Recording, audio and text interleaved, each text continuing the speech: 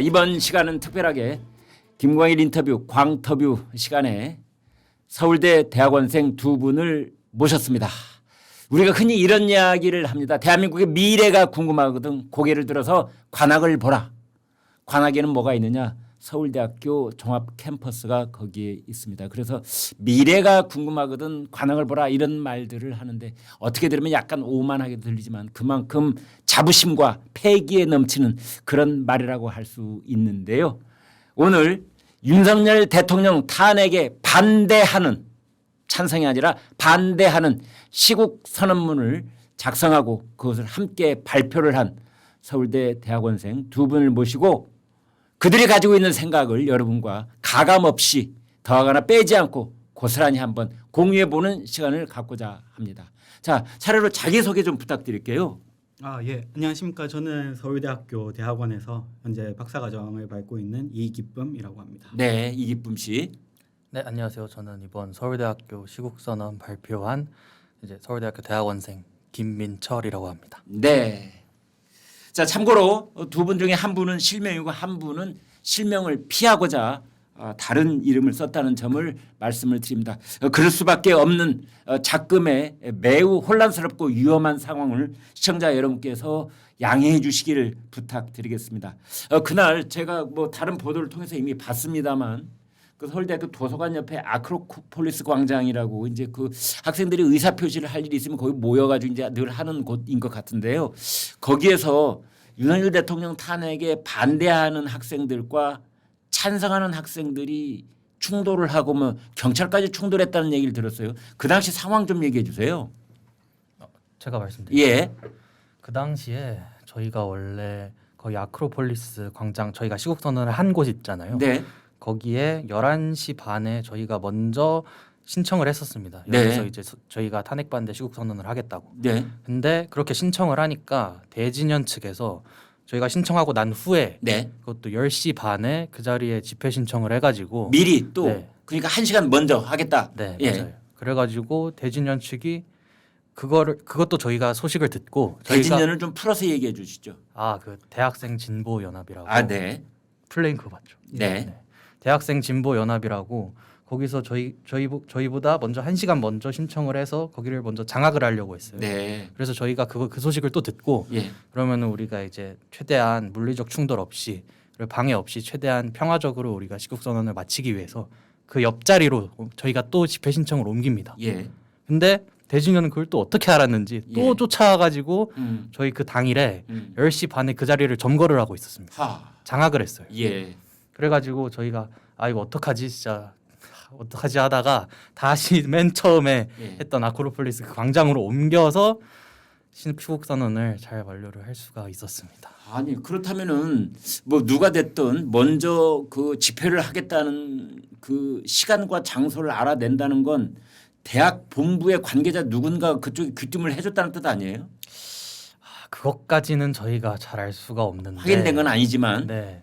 근데 어디서 정보가 새나갔는지 잘은 모르겠습니다. 근데 저희는 그 신청 옮기고 나서 아무한테도 공지를 안 했거든요. 네. 발표하는 사람들 혹은 이렇게 진짜 같이 정말 많이 도와준 그런 사람들만 한테만 말을 했는데 그게 또 정보가 어디서 새나가는지 모르겠는데. 네. 대진현 그 뒤에 이제 일부 보도에 따르면은 그날 집회에 나온 사람들 탄핵 찬성이든 반대든 상관없이 말은 그렇게 하더군요. 거기에는 실제 서울대 학부 학생들 대학원생 말고 외부인이 상당수 있었다라는 말을 대학 관계자가 했다고 그래요. 맞습니까?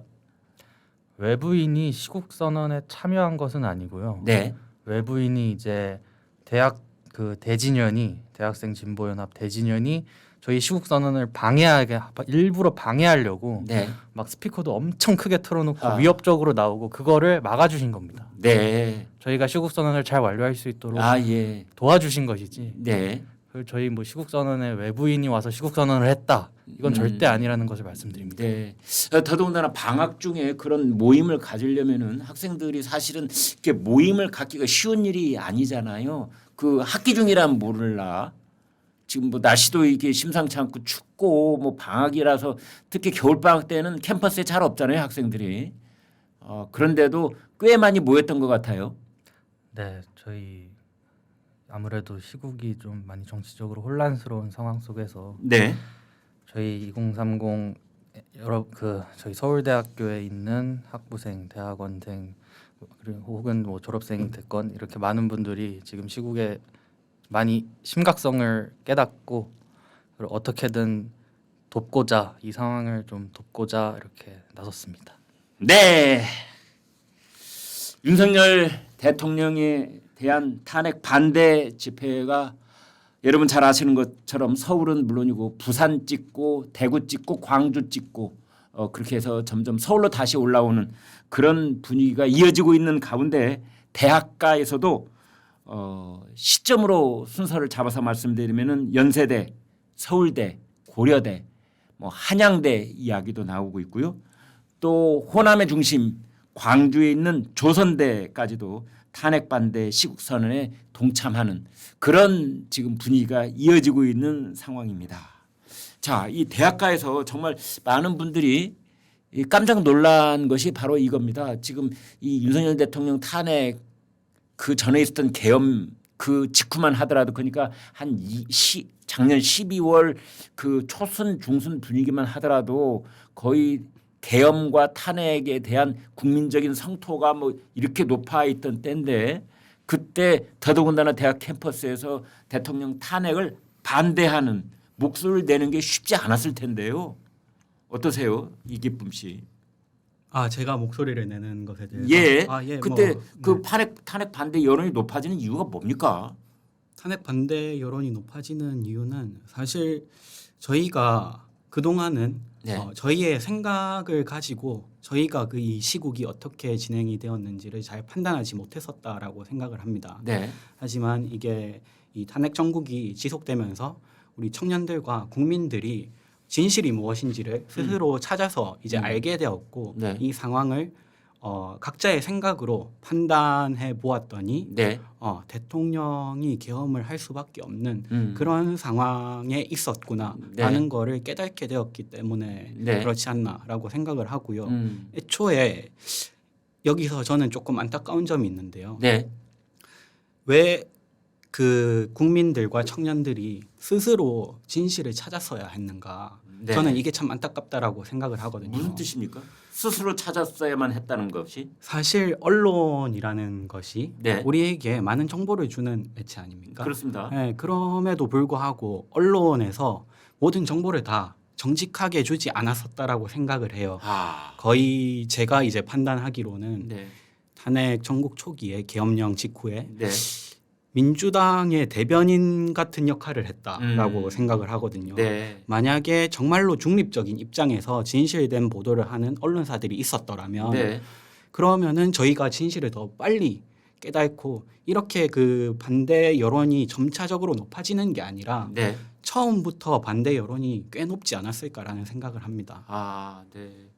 뭐 언론에 몸담고 수십 년을 봉사해온 저로서 그런 말을 들으면 뜨끔해지는 순간이 있기도 하고, 네, 아무튼 저희로서는 뭐 최선을 다했다고 생각을 하는데, 아무튼 그 미디어의 그 정보를 받아들이는 쪽에서 그렇게 느꼈다면 그 느낌이 더 중요하니까 그것이 이제 자 그렇다면 우리 김민철 씨께서는 어떻게 왜 이렇게 지금 이 탄핵 반대 여론이 높아졌다고 보세요? 이 언론이 제대로 된 그러니까 기성 언론을 말하는 걸 텐데. 제대로 된 정보를 전달하지 못했다는 걸 나중에 알아차리게 됐다라는 말씀을 주셨는데 어떻게 보십니까? 그 이번에 탄핵 여론이 높아지는 이유요. 예.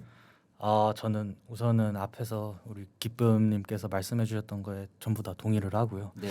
제 개인적인 의견을 조금 추가하자면은 그동안 좀 점점점 쌓여있던 것들이 이제 터지기 시작하는 것이 아닌가라고 생각을 합니다. 쌓여 있던 게 터진다. 점점 쌓이는 뭐가 쌓여 있었어요 그동안? 그 진보 좌파의 이미지는 뭔가 좀 민주적이고 선이고 그리고 뭔가 약자를 위한다라는 이미지가 이렇게 씌어져 있어가지고 네.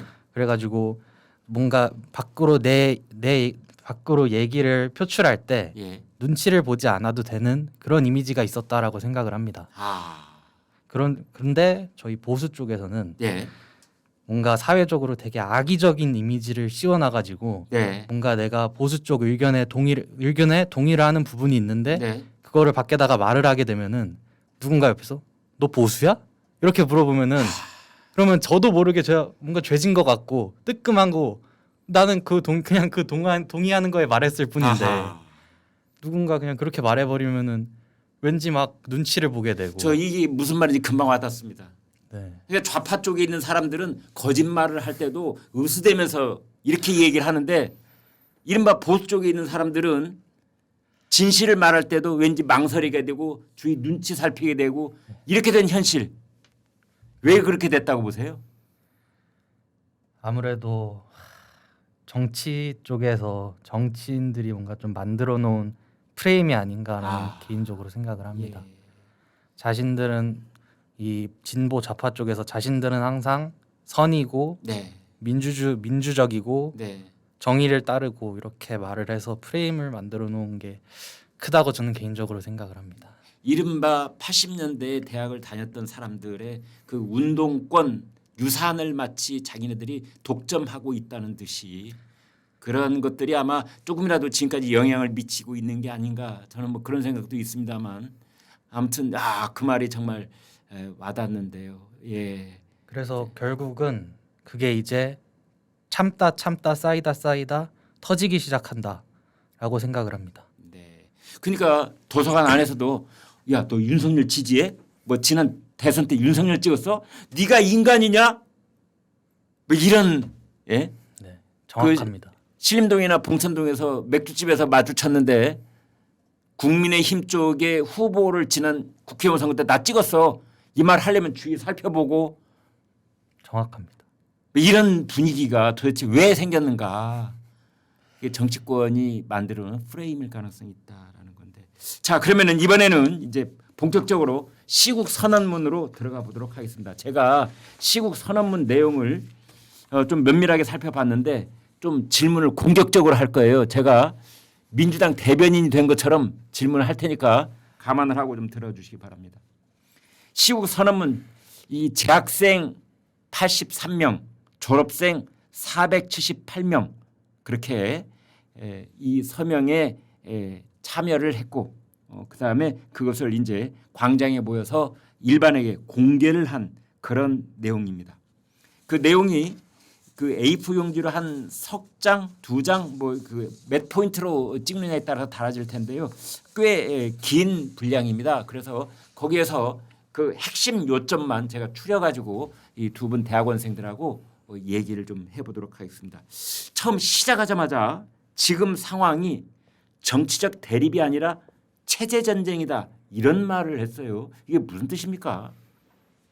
사실 정치적 대립이라고 한다면은 사실 우리가 그 자유민주주의 체제 안에서 조금 더 진보적인 세력과 조금 더 보수적인 세력이 이제 서로 이제 얘기를 하는 것을 의미한다라고 저는 생각을 해요. 예. 그런데 제가 지금 이 상황을 판단하기에 네. 저쪽 자신들이 이제 진보라고 말하는 세력은 대한민국의 자유민주주의를 무너뜨리려고 한다라는 생각을 저희들이 받고 있거든요. 네. 그 사람들이 사용하는 워딩 같은 거를 봤을 때 네. 정말 그 뭐 노동자 투쟁, 뭐 혁명 뭐 이런 얘기를 많이 하지 않습니까? 예. 그런 것들은 보통 공산당에서 많이 하는 단어들 쓰는 단어들 아닙니까? 예. 네, 그리고 그런 그 사람들이 말하는 걸 봤을 때 정말 이 사람들은 민주주의, 자유민주주의가 아닌 공산주의를 지향하는 것 같다. 저는 그런 생각이 들어서 그렇게 이기쁨 씨, 네. 우리가 흔히 지금까지 체제 경쟁 또는 체제 전쟁이라는 말은 남북한 사이를 얘기할 때 그런 말을 흔히 써왔거든요. 그러니까 그 공산주의, 사회주의를 쭉 이어져 오고 있는 북한과 자유민주주의를 그리고 자유시장 경제를 기반으로 한 대한민국 체제, 양쪽 체제가 지난 70여 년 동안 경쟁을 해온 결과 우리가 북한보다 100배, 1000배를 잘 살게 됐다. 이제 얘기를 할 때 이른바 체제 경쟁, 체제 전쟁을 이야기하는데 그럼 이기쁨 씨가 생각할 때 지금은 어떤 우리 자유민주 체제 내에서의 경쟁이 아니라 그 체제를 벗어났기 때문에 체제 전쟁이다 이런 뜻입니까? 네, 맞습니다. 이게 민주당 쪽에서 일단 6.25 전쟁에 대해서 얘기를 조금 해보면은 예. 6.25 전쟁은 북한의 기습 남침으로 시작된 전쟁 아닙니까? 예. 그리고 미군은 우리 국군을 도와서 이제 그 북한군과 중공군을 몰아내는데 도움을 줬습니다. 그렇죠. 그런데 이제 그 민주당 쪽에서 그 이재명 대표도 얘기를 한 걸로 알고 있는데 그 미군에 대해서 점령군이라는 단어를 씁니다. 그렇다면은 소련군은 해방군. 그렇죠. 네. 그렇다면 그런 말을 하는 사람들의 정체성은 과연 대한민국 국민이 맞는가 이거를 생각해 봐야 된다라고 생각합니다. 예. 자, 우리 김민철 씨께서는 이 체제 전쟁이라는 말을 어떤 뜻으로 이 시국 선언문에 넣었다고 보세요? 저는 자유민주주의를 이 대한민국의 자유민주주의를 무너뜨리고 법치주의를 그냥 부수려고 하는 네. 그런 체제 전쟁이라고 생각을 합니다. 제가 예. 이렇게 체제 전쟁이라고 생각하는 이유가 네. 좀 예시들이 있는데요. 예. 최근 국회에서 입법한 법안들 예시를 들자면 양곡법이라든지 국회 증언법이라든지 간첩법의 제정을 반대한다든지 네. 이런 상황 그리고 또 예산에 대해서도 이제 우리나라가 기름 한 방울도 안 나오고 천연가스도 제대로 안 나오는데 원자로에 대한 예산을 전액을 삭감을 했습니다. 예. 그리고 또 청년들을 위한 일자리 예산 네. 전액 삭감했습니다. 제가 예. 정확한 수치는 기억이 안 나는데 네. 2천억 넘게 전액 삭감했습니다. 네. 또 이제 R&D 예산도 1조 1,500억을 전액 삭감했습니다. 네. 그 R&D에서는 처음에 손댄 사람은 사실은 윤석열 대통령이잖아요. 네 맞습니다. 저도 그거에 대해서 좀 생각을 해봤었는데 네. 그거 이후에 또 민주당에서 삭감을 진행을 했었더라고요. 그러니까 윤 대통령은 처음에는 R&D 예산에 대해서 손을 댔다가 예. 그걸 다시 원상복구하는 예. 그런 이제 절차를 쭉 밟아왔는데 예. 그런데 이제 윤석열 대통령이 한 것은 과학계에 한동안 있었던 이른바 연구 지원비를 그 짬짬이로 내부 카르텔에 의해서 나눠먹기식으로 했던 그런 관행을 좀 바로 잡자고 했던 것인데. 예. 예. 근데 저도 제가 지금 이공계에 있는 대학원생으로서 네. 비판해야 될 부분은 좀 비판을 받아야 되지 않나. 제가 그 부분으로 좀 직접적인 타격을 입었었거든요. 아, 윤 대통령이 그 R&D 예산 네. 그를 축소시키는 바람에 예. 예. 그래도 비판할 부분은 비판하고 예. 잘못된 부분은 바로 잡고 아, 네. 잘한 부분은 칭찬해 주는 게 맞다고 알겠습니다. 생각합니다. 네. 그래서 그런 예시들을 지금 쭉 들고 있던 참인데요. 아, 예, 맞습니다. 그리고 예산에 대해서도 그렇게 방금 말씀드렸듯이 이거는 우리나라를 이 발전을 도모하고 우리나라에 이렇게 부흥을 도모하는 정당이 맞나? 왜 예산을 이렇게 삭감하지? 왜 이런 법을 만들지? 네. 또 왜 헌정사상 유례 없이 29번의 탄핵을 진행하고 그리고 이제 자기들 말 안 듣는다고 30번째 탄핵하겠다고 겁박하고 이게 우리나라를 정령 발전하기 위한 정당이 맞나? 이건 아닌 것 같은데 네. 우리나라를 아예 부정하는 것 같은데라는 생각을 해서 그래서 체제 전쟁이라는 단어를 사용하였습니다. 네. 그래서 과거에는 체제 전쟁을 치러내기 위해서 총알과 포탄이 오고 가는 무력에 의한 충돌이 있었다면 지금은 정보전, 경제전, 선거전, 특히 법치전이 벌어지고 있고 거기에 국가의 존망이 달려 있다라는 현실 인식을 이 시국 선언문에 담아내고 있습니다. 그 다음 부분을 여기가 아주 핵심적인 부분인데요. 지금 그 서울대 대학생들이 갖고 있는 그 현실 인식을 농축을 해서 여기 한 문단으로 실어놨습니다. 빠르게 읽어드리겠습니다. 부정선거 의혹과 선관위의 조직적 부패, 사법부와 헌법재판소의 편향적 판결과 사법 카르텔의 형성, 의도적인 예산 삭감과 탄핵 남발로 인한 국정마비, 국가기밀 유출과 간첩 세력의 활동 강화, 대한민국을 무너뜨리는 언론과 반국가 조직의 결탁. 이러한 그 지금의 인식을 그 대학생들이 시국 선언문에다 이렇게 농축해서 집어넣어놨는데 그런데 네, 이기쁨 씨께요. 이걸 보니까 이건 윤석열 대통령이 계엄을 선포하면서 했던 말과 굉장히 많이 중첩이 되고 있거든요. 그만큼 윤석열 대통령의 현실 인식에 공감한다는 뜻입니까? 네, 맞습니다.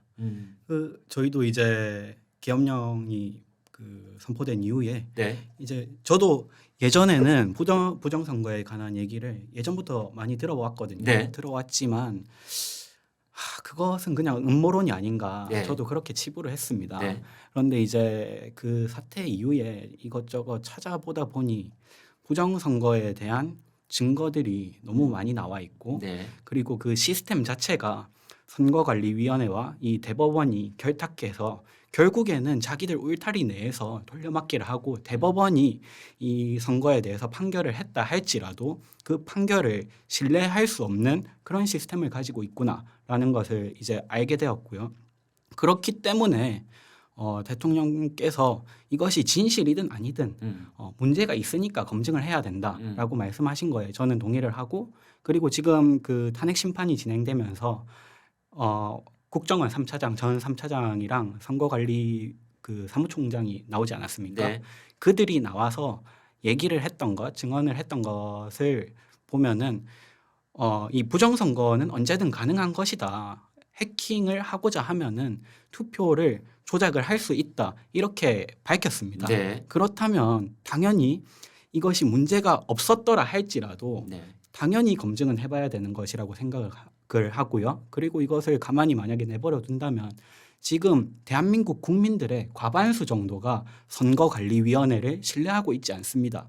국민에게도 신뢰받지 못하는 이 대한민국 시스템은 국제관계에서도 이것은 큰 타격일 거라고 저는 생각을 하거든요. 네. 네, 그렇기 때문에 저는 많이 동의를 하고 있습니다. 네, 특히 이제 두 분 다 군 복무를 마친 분들이고요. 대학원에 진학을 해서 이제 논문을 준비를 하고 있는데 이제 그런 대학원생들의 경우에는 가령 이 문과 쪽이든 이과 쪽이든 관계없이 통계학을 다 수강을 하게 돼 있지 않습니까? 그래서 이제 논문을 만들기 위해서는 통계적인 방법이 동원될 때가 많기 때문에 이제 그러는 건데 그 통계학을 공부한 입장에서 그 지금 부정선거 의혹으로 제기되어 있는 그 부분에 통계학적인 어떤 허점이 보이던가요?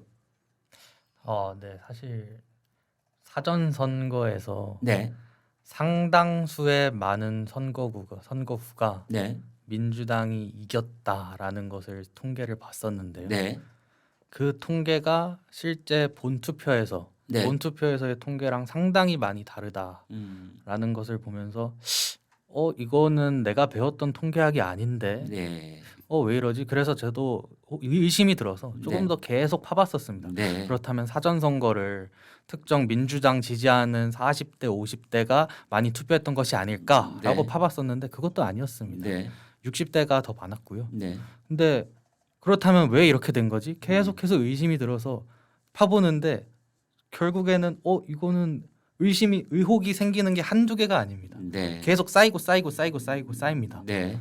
그렇다면 결국에는 부정선거가 있었지 않았을까라는 것이 의심이 합리적이지 않나라고 저는 생각을 합니다. 그러니까 두 분의 입장은 부정선거가 있다라고 확정적으로 말하는 건 아니고 예, 다만 그런 의혹이 있으니 그것을 궁극적으로 해결할 수 있는 방법이 있다면 가령 그걸 함께 좀 들여다보는 절차는 있어야 되는 것 아니냐. 가령 중앙선거관리위원회의 서버를 뭐 전문가 한 10명, 20명이 가서 비공개로 본다고 하더라도 가령 서울대 대학원생도 그쪽 통계학이나 이 컴퓨터에 대해서 좀 해박한 누구 대표가 있다면 가서 동참을 하고 또 그쪽 전문가 또 여당 의원, 야당 의원 함께 보면 금방 드러날 것 같아요. 네, 그런 맞습니다. 의구심을 네. 굳이 뭐 국정원이 가지 않더라도 근데 이 선거 사무에 관한 통계학이 그렇게 이 컴퓨터 학적으로 어려운 겁니까? 다 쉽게 할 수 있는 거 아닌가요? 전국적인 집계를 내고 나이, 성향 뭐 이런 걸로 분류를 하고 이런 것들이 저는 잘 모르겠습니다만 엄청난 프로그램이 필요하고 슈퍼 컴퓨터가 필요하고 그런 건 아니지 않을까라는 짐작이 드는데 제가 뭐 잘 모르는 입장에서 섣불리 예단하지는 않겠습니다. 아무튼 그런 이제 아까 열거해 드린 말씀 있고 그런 걸 특히 이제 이런 대목이 저는 눈에 띄더라고요. 남녀 갈라치기, 후쿠시마 오염수 괴담, 광우병 선동, 사드 배치 반대 선동. 이제 이런 것들은 사실은 문재인 정권 때 일어난 일도 있고 그 앞에 광우병 괴담 이거는 이제 이명박 정부 때 그때 일어난 일이기도 해요. 물론 그러한 선동을 드라이브를 걸었던 세력은 동일한 세력이 계속 이어져 오고 있습니다만 이제 거기 특히 남녀 갈라치기라는 부분이 눈에 들어오더라고요. 무슨 뜻입니까? 사실 뭐 저희가 그 이대남 뭐 이대녀 뭐 이런 얘기도 많이 나오고 네. 또 지금 이제 많이 올라온 커진 세력이 또 페미니스트 집단이 있지 않습니까? 예. 사실 저는 이거에 대해서 뭐 그렇게 많이 생각을 해본 적도 없었고 네. 그 여성들이 그렇게까지 불만을 가지고 있다라는 것도 몰랐는데 네. 그 이전 정권부터 네. 갑자기 이런 얘기들이 많이 들리기 시작하더라고요. 네. 그래서 그 사람들이 쓰는 단어들도 왜 저런 말을 할까? 음. 왜 굳이 없어도 되는 분쟁을 만들려고 하는가 저 사람들은? 네. 그런 생각이 많이 들어서 이제 여성들이 주로 우리는 남성들에 의해서 많이 핍박을 받는 존재였다. 뭐 이런 얘기를 많이 하더라고요. 네. 네, 그런 식으로 뭔가 이제 시작이 되어 가지고 지금 이제 사실 뭐 저는 크게 관심은 없는데 많이 이제 사회가 갈라진 것 같더라고요. 그런 말을 하는 세력과 뭐 이제 저희는 사실 피해자라고 생각을 하거든요. 그런 거에 대해서. 오히려 네. 아무 말도 하지 않았는데 뭐 예전에 한번 그 이슈가 됐었던 그 윤지선 교수인가요? 네. 네, 뭐 그분의 논문에 의하면 저희는 이제 그 범죄자고 아주 안 좋은 한남 유충 뭐 그런 말로 이제 표현을 하셨더라고요. 네. 네, 뭐 아무것도 모르고 이제 저는 이제 벌레가 된 피해자라고 생각을 합니다. 네. 아무튼 페미니즘 그 자체가 나쁜 건 아닐 텐데, 그러니까 남성을 위한 페미니즘도 있는 거거든요. 사실은 이제 그런데 그 과정 속에서 혐오적인 단어가 발생을 한다든지 또는 극히 한쪽으로 편향된 어떤 정치적인 이 지향점을 보인다든지 이제 이런 것들 때문에 충돌이 일어나는 건데, 그래서 남녀 갈라치기는 누가부터 시작했던 것 같아요. 김민철 씨가 보고 어떻습니까? 이건 저는 예. 저도 전 정권에서 시작이 됐다라고 생각을 합니다. 아, 저는 제 생각으로는 예. 실제로 여성들이 뭔가 피해를 보고 있거나 그런 사례가 있으면 돕는다는 거에 동의를 합니다. 그런데 그거를 정치적으로 이용해서 대한민국을 반으로 쪼개고 남녀를 서로 혐오하게 하고 네. 이런 거에 대해서는 결사반대합니다. 저희 대한민국은 대한민국을 떠나서 남자와 여자는 저는 개인적으로 서로 사랑하고 아껴주고 존중해야 될 존재라고 생각을 합니다. 네. 근데 그거를 정치적으로 이용해서 서로를 혐오하게 만들고 대한민국이 서로 이렇게 어떻게든 합심해서 더 잘 살아보고 서로 이렇게 사랑하고 아껴주고 이래도 모자랄 판에 그걸 정치적으로 이용하는 세력이 전 정권에서 시작이 됐었다라고 생각을 합니다. 그래서 오히려 그 이대남이든 이대녀든 그들이 오히려 희생이 되고 있는 상황이 되고 있다라는 말씀으로 저는 이해가 됩니다. 한 말씀만 더 보죠. 네. 사실 남성과 네. 여성은 평등할 수가 없다라고 저는 생각을 합니다. 아, 예. 서로 이제 다르게 태어났는데 네. 신체적인 조건이나 모든 것이 다 다르지 않습니까? 네. 그렇기 때문에 우리는 그 다름을 존중하고 서로 이제 남성이 잘하는 것은 남성이 하고 여성이 잘하는 것은 여성이 잘할 수 있도록 도와주고 네. 그리고 뭐 이제 뭐 힘을 쓰는 그런 부분이라든지 여성이 좀 부족한 부분에서는 남성들이 도움을 주는 식으로 그렇게 좀 공정하게 화합이 될 수 있도록 만들어줬어야 되는데 지나치게 평등을 얘기하기 때문에 또 이런 문제가 발생한 것이 아닌가 네, 그런 생각을 합니다. 평등을 지나치게 얘기하다 보면 반드시 역차별이 생길 수밖에 없는 거죠. 네. 그래서 너무 과하다 보면 네. 지금 미국 선거에서도 그 너무 과한 나머지 정반대의 선거 결과가 나타나는 경우를 늘 보지 않습니까?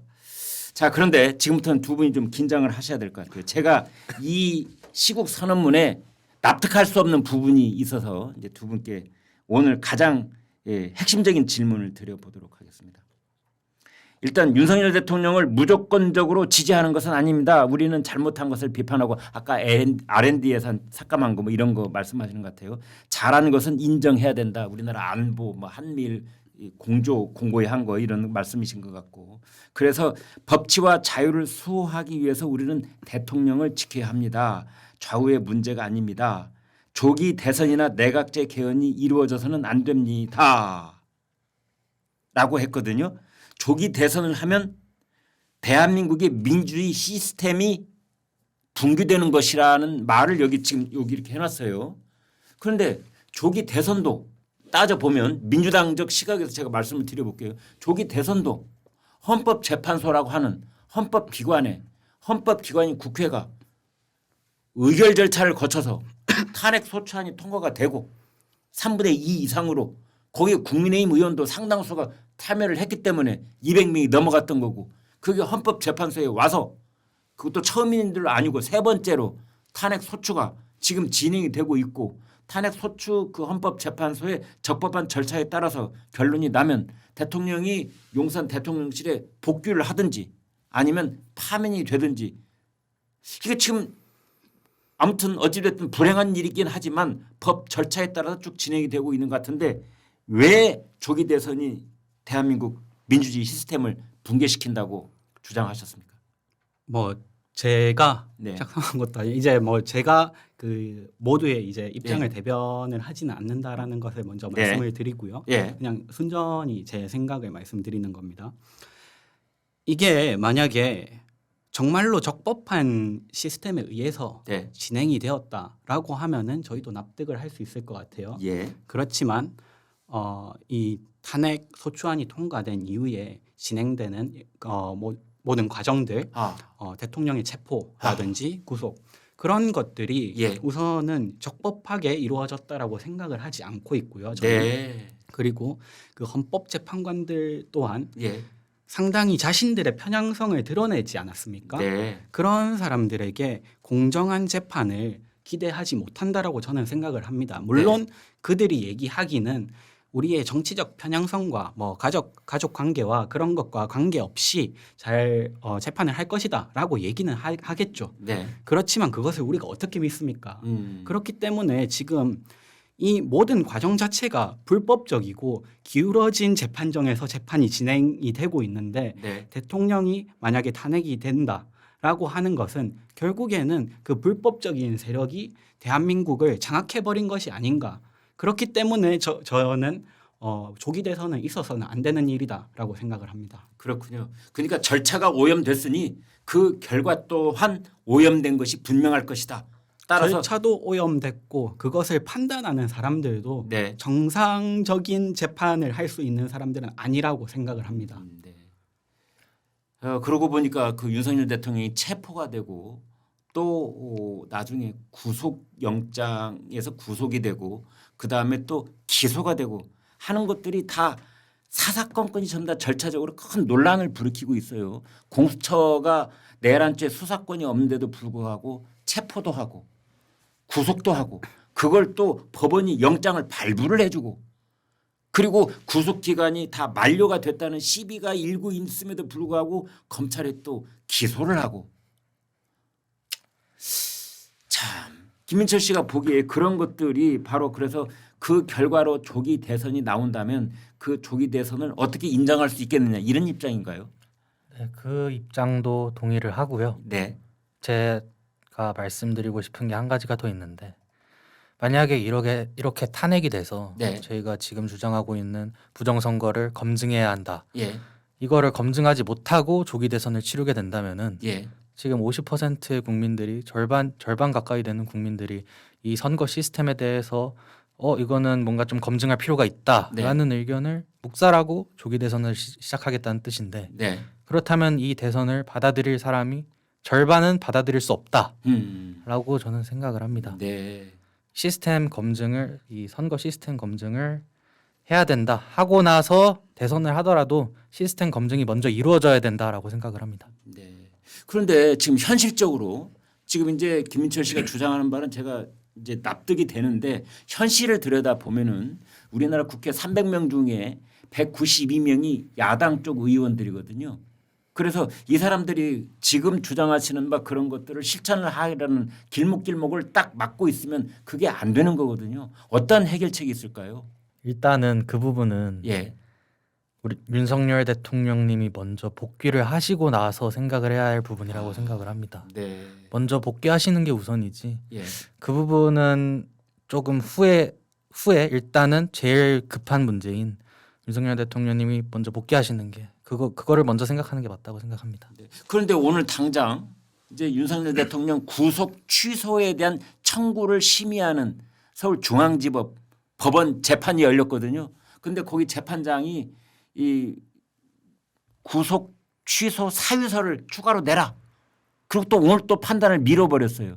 일단 미뤄지는 겁니다. 판단이. 그러니까 구속을 그대로 연장시키겠어. 도 아니고 그래 구속 취소가 마땅하므로 오늘부로 윤석열 대통령을 저 한남동으로 이게 직무복귀는 아니에요. 한남동으로 갔다고 하더라도 직무 정지 상태는 그대로 유지가 되는 건데 어찌됐든 한남동으로 오게 하겠어가 아니고 여기도 또 판단을 미루고 있어요. 이거 어떻게 해야 됩니까? 그 부분에 대해서 사실 저희가 뭐 어떻게 할 수 있는 거는 사실 없죠. 아, 그냥 네.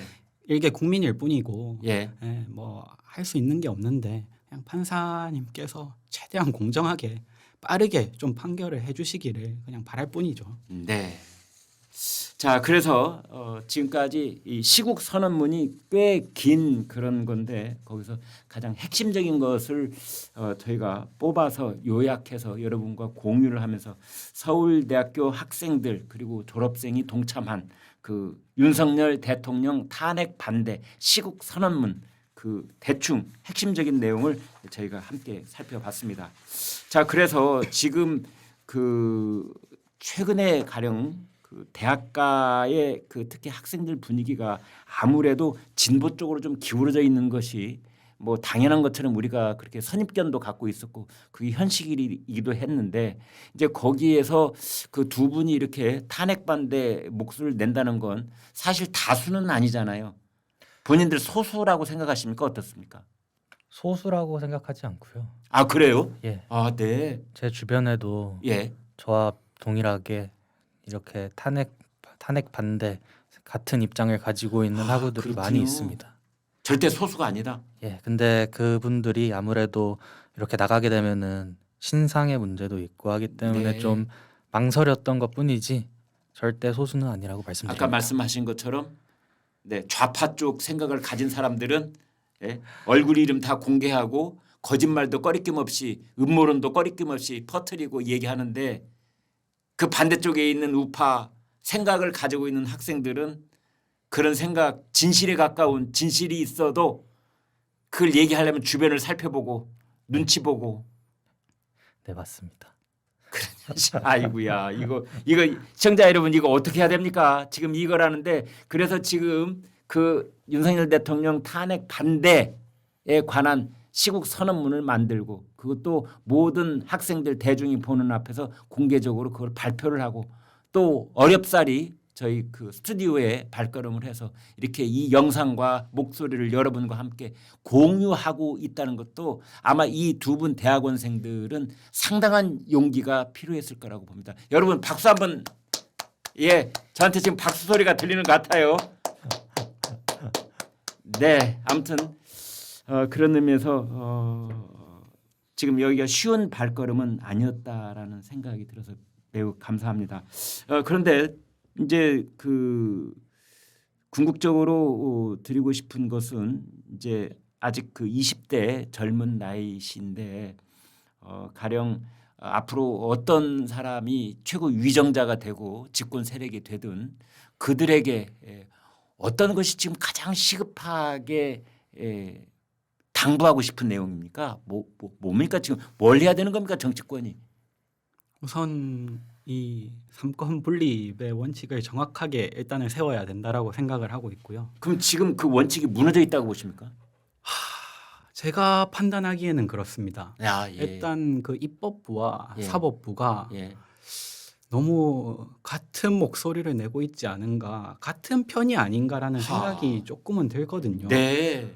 거의 이제 민주당 측이 원하는 대로 진행하기 위해서 뭔가 불법적인 것임에도 불구하고 사법부에서 이제 허락을 해준 것들이 있지 않습니까? 예. 체포영장 발부라든지 뭐 그렇습니다. 그런 것들. 네. 그럼 그런 것들을 봤을 때 의심을 하는 것은 당연하다라고 생각을 합니다. 아, 예.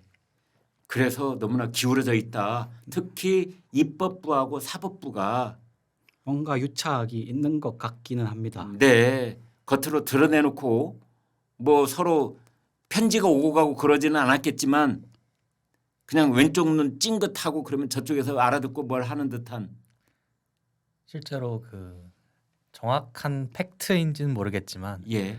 저도 본 건데 민주당 한 의원이 네. 자기 개인 SNS에 지금 경찰 쪽 수뇌부와 이렇게 연락하느라 상당히 바쁘다.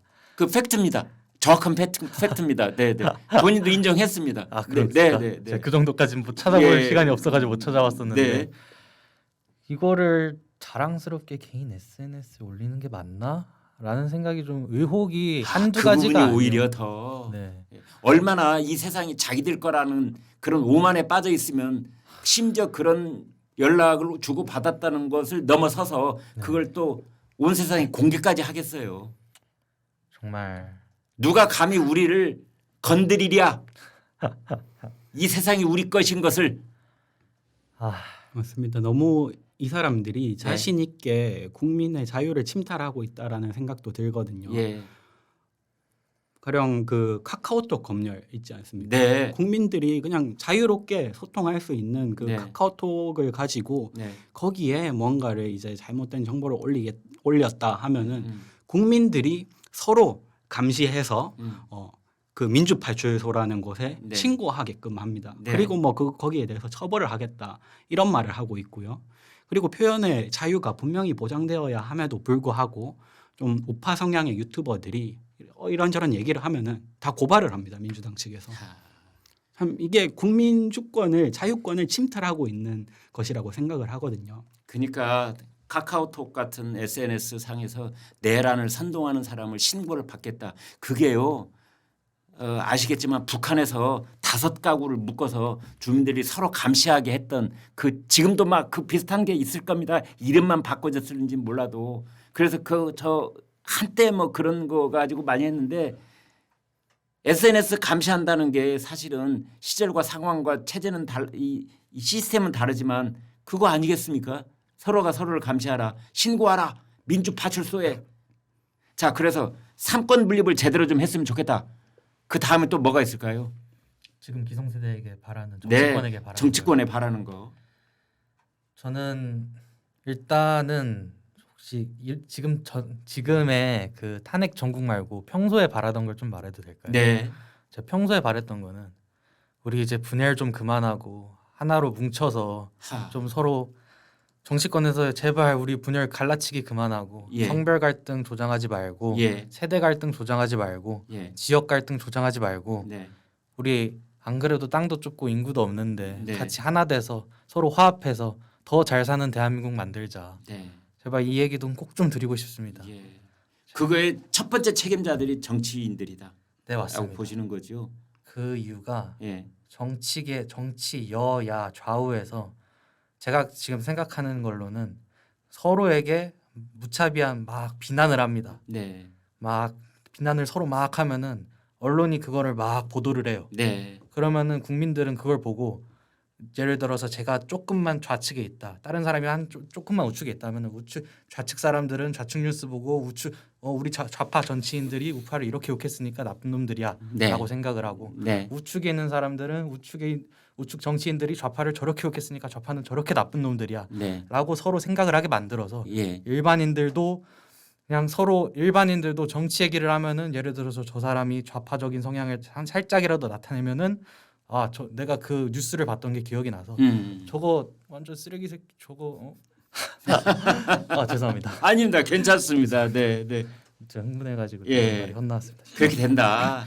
그것이 자꾸 그래서- 에스컬레이트 되는 것이다. 네, 저는 정치인들이 가장 큰 원인이다라고 생각을 합니다. 그런데 결국은 그 정치인들을 뽑은 것이 두 분이 선거에서 뽑은 사람들이잖아요. 그 정치인들이 하늘에서 뚝 떨어진 사람들이 아니고 결국은 국회의원 선거든 대통령 선거든 또는 뭐 지자체장 선거든 선거를 해서 뽑힌 사람들 아닌지요. 기본적으로 국민의힘이건 더불어민주당은 정말 좀 아니다라고 생각을 하는데 국민의힘 국회의원들도 저는 그렇게 막 엄청 좋아하진 않습니다. 민주당은 아니다. 그러나 국민의힘을 좋아하는 것도 아니다. 예, 맞습니다. 네, 거기에 뼈아픈 어떤 그 진실과 지적이 있다. 그런 생각이 듭니다. 언론인한테는 하시고 싶은 말 없으세요? 똑바로 해라. 언론이 정말 책임이 정말 큽니다. 네. 대부분의 사람들은 자신이 개인의 일상을 살기가 정말 바쁘기 때문에 예. 뭔가 깊게 찾아볼 시간이 많이 없습니다. 맞습니다. 그래서 언론이 정말 정말 정확하게 네. 좌측의 입장과 우측의 입장을 모두 같이 내던지 아니면 네. 정말 사실만을 제대로 말하던지 해야 되는데 네. 뭐 한쪽에 치우쳐져서 다른 한쪽에 치우쳐져서 보도를 해서 그냥 내가 예를 들어 좌측 성향인 사람들은 그쪽 뉴스만 계속 보고 네. 우측 성향인 사람들은 그쪽 뉴스만 계속 봐가지고 네. 서로 또 혐오하게 만들지 않습니까? 예. 제발 정말 사실만 정확하게 보도하든지 네. 아니면은 좌우의 둘의 입장을 같이 넣던지 해가지고 좀 잘 좀 보도해 주십시오. 알겠습니다. 두 분을 이렇게 모셔서 스튜디오에서 이렇게 영상을 공유하고 있다는 것 자체가 바로 그렇게 똑바로 전달하기 위해서 하려는 노력이 일환이라고 그렇게 이해를 해주시면 되겠고요. 네, 이기쁨 씨는 또 저희 지금 이 영상을 엄청나게 많은 분들이 보게 되실 텐데 그분들께 전달하고 싶은 말씀이 있다면. 저는 우선 좀 우리 국민들이 전반적으로 이제 그 정치에 대해서 좀 가지는 생각을 조금 바꿔야 하지 않나라는 생각을 합니다. 네, 우선 이제 민주주의라는 것은 서로가 이제 토론을 통해서 네, 이제 더 나은 여론을 형성하고 예, 그것을 바탕으로 이제 좀 가능한 많은 사람들을 만족시킬 수 있는 그런 정책을 펼치는 것 아니겠습니까? 네, 그러기 위해서는 많은 국민들이 일단은 정치에 관심을 가져야 하고 또 이게 자유롭게 토론할 수 있는 분위기가 형성이 되어 있어야 하는데 예, 제가 자라오면서 제가 엄청 많이 들었던 말 중에 하나는 어디 가서 정치 얘기하는 거 아니다. 정치 얘기하지 말라. 네, 이런 얘기를 정말 많이 들었습니다. 네, 그리고 이제 막상 가서 뭔가 정치 관련된 얘기를 하면은 엄청 금기시되고 뭔가 이상한 소리 한다 하면서 이제 손가락질하는 사람들도 좀 있었거든요. 네, 그런 문화가 좀 많이 바뀌어야 하지 않나. 그러기 위해서는 결국에 이제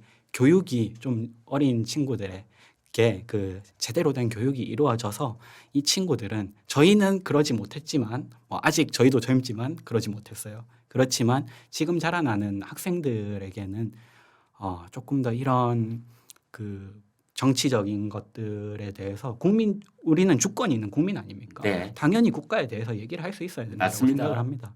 자유롭게 아이들이 생각을 가지고 자기들끼리 서로 혐오하는 것이 아닌 정말로 인정할 것은 인정하면서 그렇게 토론하면서 좋은 여론을 형성할 수 있도록 그런 분위기를 좀 만들어 주셨으면 좋겠습니다. 네. 참 뼈아픈 얘기고 기성 정치인, 기성 언론들이 귀담아 들어야 되는 그런 이야기를 참 많이 해주셨는데요. 그 두 분이 시국 선언문에 참여를 하고 학교 광장에서 이걸 공개를 하고 하는 그런 일을 하고 있다는 걸 두 분 다 부모님이 알고 계십니까? 우리 김민철 씨요. 저는 부모님께 말씀드리지 않고 예. 하고 있습니다. 그래서 이런 일을 부모님 아마 모르실 거다. 아마 짐작컨대. 모르시지 않을까. 어머님은 아셨으면은 바로 연락을 하셨을 것 같은데 네. 아직까지 연락이 없으신가 보니까. 그렇습니까? 네, 아직 모르시지 두 분은 않을까 혹시 뭐 민주당 국민의힘 어느 쪽이신 것 같아요?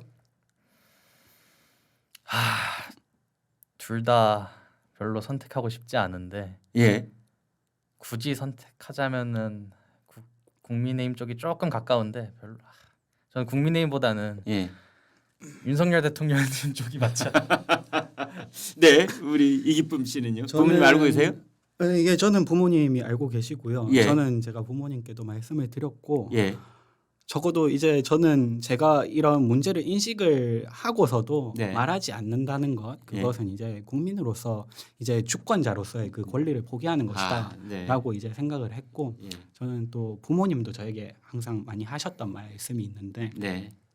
너는 이제 국가에 정말 빚을 많이 진 예. 사람이다. 그래서 국가를 위해서 일하는 사람이 되었으면 좋겠다. 그런 말씀을 하셨고 저도 이제 국가를 위해서 뭔가를 하고 싶다. 제가 정말 국가에 받은 것이 많고 감사한 것이 많기 때문에 그리고 딱 지금 이 시국에 제가 정말 할 수 있는 게 지금까지 없었지만 적어도 지금 이 부족한 목소리나마 한마디 거드는 것이 국가를 위해 도움이 되는 일이라고 생각을 해서 부모님께도 말씀드리고 저도 주위에도 어느 정도는 말을 하고 있습니다. 무섭기는 하지만.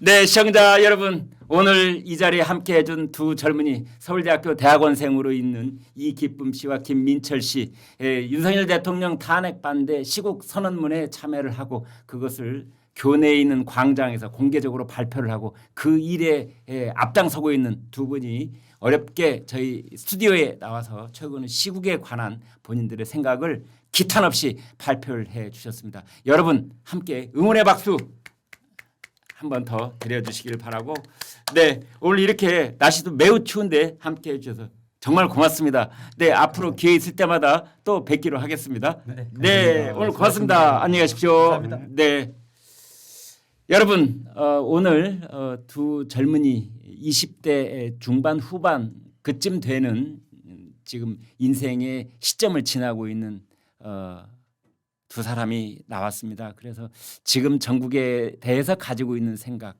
그리고 왜 우리는 자기가 가지고 있는 생각을 자유롭게 이야기하고 토론하고 하는 그런 문화 자체가 안 되어 있는가, 그리고 왜 우리나라는 입법부, 사법부 이쪽이 과잉 입법, 과잉 사법, 그리고 그 입법과 사법부에서 내리는 결정 하나로 대통령과 국무총리와 감사원장과 뭐 이런 나라의 아주 중책을 수행하는 사람들이 일거에 체포되고 구금되고 탄핵되는 이러한 상황에 대한 그 삼권의 제대로 된 균형점을 빨리 원상복귀해야 된다는 생각까지를 기탄 없이 얘기를 해 주셨습니다. 여러분, 이런 젊은이들이 지금 이 우리 정치 현실을 계속해서 뚜렷이 바라보고 살펴보고 거기에 목소리를 내고 있다는 것, 그것이 대한민국의 희망이 아닐까 생각을 해봅니다. 여러분 대단히 고맙습니다.